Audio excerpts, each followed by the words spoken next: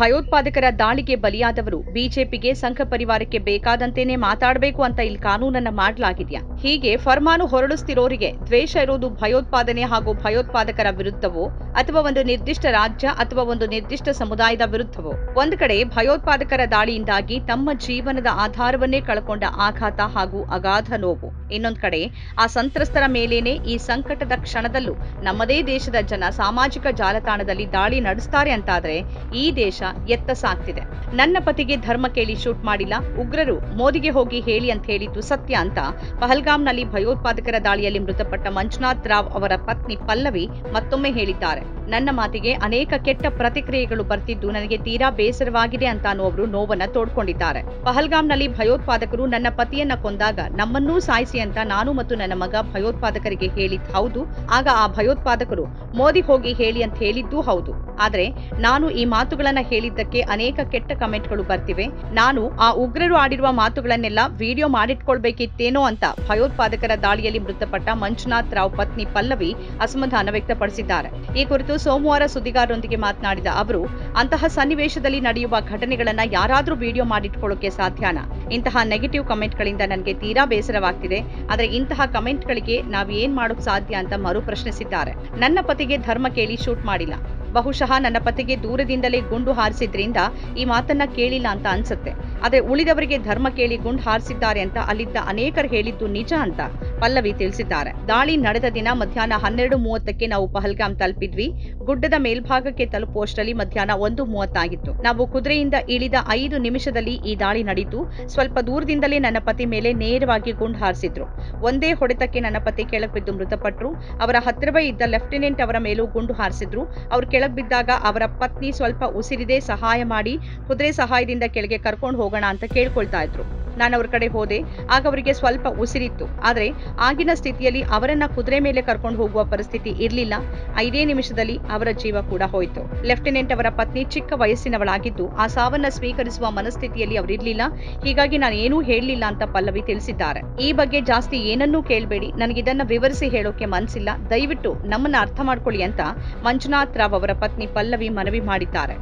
ಪಹಲ್ಗಾಮ್ನಲ್ಲಿ ಉಗ್ರರ ದಾಳಿ ನಡೆದ ಕೆಲವೇ ಗಂಟೆಗಳಲ್ಲಿ TV9 ಜೊತೆ ಅಲ್ಲಿಂದಲೇ ಮಾತಾಡಿದ್ದ ಪಲ್ಲವಿ ಆ ಅತ್ಯಂತ ನೋವಿನ ಆಘಾತದ ಕ್ಷಣದಲ್ಲೂ ಸಂಯಮ ಕಳೆದುಕೊಳ್ಳದೆ ಅತ್ಯಂತ ಪ್ರಬುದ್ಧತೆಯಿಂದ ಮಾತಾಡಿದ್ರು. ಅಲ್ಲಿ ಆಗ ಏನಾಯ್ತು ಅನ್ನೋದನ್ನ ವಸ್ತುನಿಷ್ಠವಾಗಿ ವಿವರಿಸಿದ್ರು. ಆದರೆ ಒಂದು ಉಗ್ರ ದಾಳಿಯ ನೆಪದಲ್ಲಿ ಒಂದು ನಿರ್ದಿಷ್ಟ ಸಮುದಾಯವನ್ನ ಟಾರ್ಗೆಟ್ ಮಾಡೋಕೆ ಕಾದುಕೊಳ್ತಿದ್ದ ಸಂಘ ಪರಿವಾರದ IT ಸೆಲ್ಗೆ ಇದು ಪಥ್ಯವಾಗ್ಲಿಲ್ಲ. ಅದು ಹೇಗೆ ಬಲಿಯಾದವರ ಮನೆಯವರು ಹೀಗೆ ಮಾತಾಡಿದ್ರು, ಅದ್ಯಾಕೆ ನಾವು ಬಯಸಿದಂತೆ ಅವರು ಮಾತನಾಡ್ತಿಲ್ಲ ಅಂತ ಅವರು ಸಿಟ್ಟಿಗೆದ್ರು. ಎಲ್ಲಿವರೆಗೆ ಅಂತಂದ್ರೆ ಉಗ್ರರ ವಿರುದ್ಧದ ಸಿಟ್ಟನ್ನ ಉಗ್ರರಿಂದ ಹತರಾದ ಸಂತ್ರಸ್ತರ ವಿರುದ್ಧವೇ ತಿರುಗಿಸಿದ್ರು ಈ ನಕಲಿ ದೇಶಭಕ್ತರು ಹಾಗೂ ಅಸಲಿ ದ್ವೇಷ ಭಕ್ತರು. ಈಗಾಗಲೇ ತಮ್ಮವರನ್ನ ಕಳ್ಕೊಂಡು ಕಂಗಾಲಾಗಿದ್ದ ಆ ಸಂತ್ರಸ್ತರನ್ನೇ ಗುರಿ ಮಾಡಿ ಅತ್ಯಂತ ಕೆಟ್ಟದಾಗಿ ಆನ್ಲೈನ್ ದಾಳಿ ಶುರುವಾಯಿತು. ಉಗ್ರರಿಂದ ಬಲಿಯಾದವರು ಹೇಗ್ ಮಾತಾಡಬೇಕು, ಏನ್ ಮಾತಾಡಬೇಕು, ಯಾವ ಬಟ್ಟೆ ತೊಡಬೇಕು, ಯಾವ ಫೋರ್ಸ್ ಕೊಡಬೇಕು ಅನ್ನೋದಕ್ಕೆಲ್ಲ ಈ ಬಿಜೆಪಿ IT ಸೆಲ್ ಬಳಿ ಒಂದು ಪ್ಯಾಟರ್ನ್ ಇದೆ. ಆ ಪ್ಯಾಟರ್ನ್ ಪಾಲಿಸದೇ ಇದ್ರೆ ಉಗ್ರರಿಂದ ಬಲಿಯಾದವರು ಇವರ ದಾಳಿಗೆ ಬಲಿಪಶು ಆಗ್ತಾರೆ. ಇದು ಈ ದೇಶದ ರಾಜಕೀಯ ತಲುಪಿರುವ ದುರಂತ ಸ್ಥಿತಿ. ಈ ಹಿಂದೂ ಮುಸ್ಲಿಂ ಅಂತ ಹೇಳಿ ಸಪರೇಷನ್ ಏನಾದ್ರು ಮಾಡಿದ್ರ ಮೇಡಮ್ ಆ ಸಮಯದಲ್ಲಿ? ನಾನು ನೋಡ್ದಂಗೆ ಮಾಡಿಲ್ಲ. ಅಂದರೆ ನನಗಾಗಲಿ ಅವರಿಗಾಗಲಿ ಮಾಡಿಲ್ಲ. ಬಟ್ ಬೇರೆ ಬೇರೆಯವರೆಲ್ಲ ಹೇಳಿದ್ದು ಹೌದು, ನಮಗಲ್ಲಿ ಸಿಕ್ಕಿದ್ರಲ್ಲ ಅವರೆಲ್ಲ ಹೇಳಿದ್ದು ಹೌದು. ಹೋಟೆಲಲ್ಲಿ ಇದು ಮಾಡಿದಾಗ ಹಿಂದೂ ಮುಸ್ಲಿಂ ಅಂತ ಸಪರೇಷನ್ ಮಾಡಿದ್ದು ಹೌದು. ಸಪರೇಷನ್ ಮಾಡಿ ಧರ್ಮ ಕೇಳಿ ಹೇಳಿದ್ದೀನಿ ಅಂತ ಅವ್ರು ಹೇಳಿದ್ದು ಹೌದು. ನಮ್ಮ ಹಸ್ಬೆಂಡಿಗೆಲ್ಲ ದೂರದಿಂದನೇ ಫೈರ್ ಮಾಡಿದ್ದು.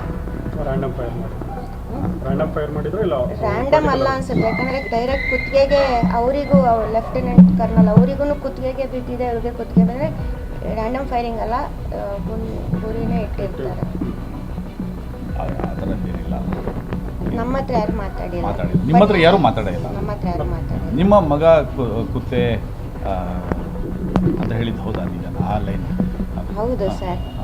ಇನ್ನು ಅದನ್ನೇನು ವಿಡಿಯೋ ಕವರೇಜ್ ಮಾಡಬೇಕಿತ್ತೆ ನನಗೆ ಗೊತ್ತಿಲ್ಲ. ಕ್ವಶನ್ ಸಾಕು ಸರ್ ಪ್ಲೀಸ್. ಈಗಾಗಲೇ ತುಂಬ ನೆಗೆಟಿವ್ ಕಮೆಂಟ್ಸ್ ನನ್ನ ಮೇಲೆ ಬರ್ತಿದೆ. ಅಲ್ಲ, ಅದು ಬಂದರೂ ಬರ್ದಿದ್ರು ನಾನು ಏನು ಮಾಡ್ಲಿಕ್ಕೆ ಆಗಲ್ಲ. ಈಗ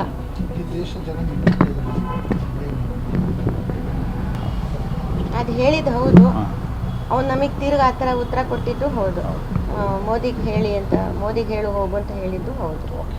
ಪಹಲ್ಗಾಮ್ನಲ್ಲಿ ಉಗ್ರರ ಗುಂಡಿಗೆ ಸಾವನ್ನಪ್ಪಿದ ಕೇರಳದ ಪ್ರವಾಸಿಗ ಎನ್ ರಾಮಚಂದ್ರನ್ ಅವರ ಪುತ್ರಿ ಆರತಿ ಕೂಡ ಈಗ ಈ ಹೊಸ ಅಗ್ನಿ ಪರೀಕ್ಷೆಯನ್ನ ಎದುರಿಸುತ್ತಿದ್ದಾರೆ. ಭಯೋತ್ಪಾದಕರಿಂದಲ್ಲ, ಬದಲಾಗಿ ನಿರಂತರ ಸೈಬರ್ ನಿಂದನೆಯಿಂದ ಅವರು ಸಂಕಟದ ಸ್ಥಿತಿ ಎದುರಿಸುತ್ತಿದ್ದಾರೆ. ತಂದೆ ರಾಮಚಂದ್ರನ್, ತಾಯಿ ಮತ್ತು 6 ವರ್ಷದ ಅವಳಿ ಹೆಣ್ಣು ಮಕ್ಕಳೊಂದಿಗೆ ಆರತಿ ಕುಟುಂಬ ಕಾಶ್ಮೀರಕ್ಕೆ ಭೇಟಿ ನೀಡಿದಾಗ ದುರಂತ ಸಂಭವಿಸಿತು. ಆರತಿಯ ತಂದೆ ದಾಳಿಯಲ್ಲಿ ಸಾವನ್ನಪ್ಪಿದ್ರು.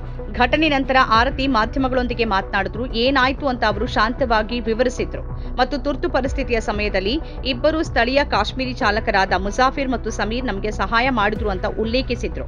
ಅವರ ಮಾತುಗಳು ಕಠಿಣ ಕ್ಷಣದಲ್ಲಿ ತಮ್ಮ ಕುಟುಂಬದ ಬೆಂಬಲಕ್ಕೆ ನಿಂತ ಕಾಶ್ಮೀರಿ ಜನರಿಗೆ ಧನ್ಯವಾದ ಹೇಳುವ ಉದ್ದೇಶವನ್ನ ಹೊಂದಿದ್ವು. ಆದರೆ ಸಂದರ್ಶನದ ನಂತರ ಆರತಿ ಸಾಮಾಜಿಕ ಮಾಧ್ಯಮದಲ್ಲಿ ಕ್ರೂರ ಕಮೆಂಟ್ಗಳಿಗೆ ಗುರಿಯಾಗಿದ್ರು. ಸಂದರ್ಶನದ ಸಮಯದಲ್ಲಿ ಅಳದೇ ಇದ್ದಿದ್ದಕ್ಕಾಗಿ ಕೆಲವರು ಅವರನ್ನ ಅವಮಾನಿಸಿದ್ರು. ಇತರರು ಅವರು ಶಾಂತವಾಗಿ ಮಾತನಾಡಿದ್ದಕ್ಕಾಗಿ ಅಪಹಾಸ್ಯ ಮಾಡಿದ್ರು ಮತ್ತು ದುರಂತವನ್ನ ವೈಯಕ್ತಿಕ ಖ್ಯಾತಿಗಾಗಿ ಬಳಸಿಕೊಂಡಿದ್ದಾರೆ ಅಂತ ಆರೋಪಿಸಿದ್ರು. ಕೆಲವರು ದ್ವೇಷಪೂರಿತ ಮತ್ತು ಕೋಮುವಾದಿ ಹೇಳಿಕೆಗಳನ್ನು ಕೂಡ ನೀಡಿದ್ದಾರೆ. ಅವರು ಮುಸ್ಲಿಂ ಚಾಲಕರನ್ನ ಯಾಕೆ ಹೊಗಳಿದ್ರು ಅಂತ ಪ್ರಶ್ನಿಸಿದ್ದಾರೆ. ಕೆಲವರು ಅವಳು ತನ್ನ ತಂದೆಯನ್ನ ಕಳ್ಕೊಂಡ ಸಂದರ್ಭದಲ್ಲೂ ತುಂಬಾ ಚಂದದ ಉಡುಗೆ ತೊಟ್ಟಿದ್ದಾಳೆ ಅಂತ ಹೇಳಿದ್ದಾರೆ. ಇತರರು ಸುಳ್ಳುಗಳನ್ನ ಹರಡಿದ್ದಾರೆ ಮತ್ತು ಅವಳ ಭಾಷಾ ಕೌಶಲ್ಯವನ್ನ ಗೇಲಿ ಮಾಡಿದ್ದಾರೆ. ಆನ್ಲೈನ್ ನಿಂದನೆ ಕೇವಲ ಅಸೂಕ್ಷ್ಮವಾಗಿರಲಿಲ್ಲ, ಅದು ಕೋಪ, ದ್ವೇಷ ಮತ್ತು ಪೂರ್ವಾಗ್ರಹದಿಂದ ತುಂಬಿತ್ತು. ಆದರೆ ಅನೇಕ ಜನ ಆರತಿಯನ್ನ ಬೆಂಬಲಿಸೋಕು ಮುಂದೆ ಬಂದಿದ್ದಾರೆ. ನೋವಿನ ಸಮಯದಲ್ಲಿ ಅವಳು ಬಲವಾಗಿ ನಿಂತಿದ್ದಕ್ಕಾಗಿ ಅವರು ಅವಳನ್ನ ಹೊಗಳಿದ್ದಾರೆ. ಅವರು ಅಸಮಾಧಾನಗೊಳ್ಳಲು ಎಲ್ಲಾ ಕಾರಣಗಳಿದ್ರೂ ಕೂಡ ಅವರು ಪ್ರಬುದ್ಧತೆ ಮತ್ತು ದಯೆಯನ್ನ ತೋರಿಸಿದ್ರು ಅಂತ ಹಲವರು ಹೇಳಿದ್ದಾರೆ. ಯಾರನ್ನೂ ದೂಷಿಸದೆ ಪ್ರಾಮಾಣಿಕವಾಗಿ ಮಾತನಾಡಿದ್ದಕ್ಕಾಗಿ ಮತ್ತು ತನ್ನ ಕುಟುಂಬಕ್ಕಾಗಿ ಸಹಾಯ ಮಾಡಿದವರಿಗೆ ಧನ್ಯವಾದ ಹೇಳಿದ್ದಕ್ಕಾಗಿ ಅವಳು ಧೈರ್ಯಶಾಲಿ ಅಂತ ಬಹಳಷ್ಟು ಮಂದಿ ಹೇಳಿದ್ದಾರೆ. ದುರಂತದ ಮಧ್ಯದಲ್ಲಿ ಆರತಿ ತನ್ನನ್ನ ನಿಭಾಯಿಸಿಕೊಂಡ ರೀತಿ ಕುರಿತು ಅವಳ ದಿವಂಗತ ತಂದೆ ಹೆಮ್ಮೆ ಪಡ್ತಿದ್ರು ಅಂತ ಆಕೆಯ ಪರಿಚಿತರು ಹೇಳಿದ್ದಾರೆ. കുറേ നേരം കഴിഞ്ഞപ്പോൾ എനിക്ക് കറക്റ്റ് ടൈം ഡ്യൂറേഷൻ അറിയില്ല. കഴിഞ്ഞപ്പോൾ എനിക്ക് റേഞ്ച് കിട്ടി. ഞാൻ ഇടയ്ക്ക് ട്രൈ ചെയ്തോണ്ട് എന്റെ ഡ്രൈവറിന് എനിക്ക് റേഞ്ച് കിട്ടി. ഡ്രൈവറിനോട് പറഞ്ഞു വിത്തിൻ 10 minutes ഒക്കെ കഴിഞ്ഞപ്പോഴേക്കും we saw military people rushing through. അപ്പോഴേക്കും എനിക്ക് മനസ്സുകൊണ്ട് ഓക്കെ താഴേക്ക് എത്തി എന്നുള്ള ഒരു സമാധാനം ഉണ്ടായിരുന്നു. അത് കഴിഞ്ഞ് പിന്നെ like the government, the local people, Kashmiris എല്ലാവരും ഹെൽപ്ഫുൾ ആയിരുന്നു. ഷെൽട്ടർ തന്നു. ഹോട്ടൽസ്, നമ്മൾ ചെക്ക് ഇൻ ചെയ്യാത്ത ഹോട്ടലാണ്, ആ ഹോട്ടൽസ് പോലും ഞങ്ങൾക്ക് ഷെൽട്ടർ തന്നു. ലൈക്ക് അമ്മയും പിള്ളേരും ഉണ്ടല്ലോ, അവർക്ക് ഷെൽട്ടർ തന്നു. ഞാൻ പിന്നെ ബാക്കി ഒഫീഷ്യൽസിനോട് ഈ സ്റ്റോറി തന്നെ റിപ്പീറ്റ് ഫോർ പാസ്റ്റ് 3 days. അമ്മയെ ഞാൻ അറിയിച്ചില്ലായിരുന്നു. അമ്മ ഇന്നലെ രാത്രി ഇവിടെ ലാൻഡ് ചെയ്തതിന് ശേഷം ആണ് അമ്മയെ അറിയിച്ചത്. അമ്മയെ അറിയിക്കാണ്ടാണ് ഞാൻ അമ്മയും കൊണ്ട് വന്നത്. പിന്നെ നിങ്ങൾക്ക് ഊഹിക്കാലോ എന്തായിരിക്കും. ನಮ್ಮ ಕಾರ್ಯಕ್ರಮಗಳನ್ನ ನೀವು ನೋಡ್ತಾ ಇದ್ರೆ ನಮ್ಮ ಚಾನೆಲ್ ಅನ್ನ ಸಬ್ಸ್ಕ್ರೈಬ್ ಮಾಡಿ, ಪಕ್ಕದ ಬೆಲ್ ಐಕಾನ್ ಒತ್ತಿ ನಮ್ಮನ್ನ ಬೆಂಬಲಿಸಿ. ಹಾಗೆ ನಮ್ಮ ಕಾರ್ಯಕ್ರಮಗಳನ್ನ ಲೈಕ್ ಮಾಡಿ, ಕಮೆಂಟ್ ಮಾಡಿ, ಅದನ್ನ ಬೇರೆಯವರಿಗೂ ವಾಟ್ಸ್ಆಪ್ ಮೂಲಕ ಶೇರ್ ಮಾಡಿ. ನೀವು ಹೀಗೆ ಮಾಡಿದಾಗ ನಮ್ಮ ಚಾನೆಲ್ ಇನ್ನಷ್ಟು ಮತ್ತಷ್ಟು ಜನರಿಗೆ ತಲುಪಲು ನೀವು ನಮ್ಮೊಂದಿಗೆ ಸಹಕರಿಸಿದ ಹಾಗಾಗುತ್ತೆ. ಇದು ನೀವು ಯಾವುದೇ ಖರ್ಚಿಲ್ಲದೆ ಕೆಲವೇ ಸೆಕೆಂಡುಗಳಲ್ಲಿ ನೀಡಬಹುದಾದ ಸಹಕಾರ. ಧನ್ಯವಾದಗಳು.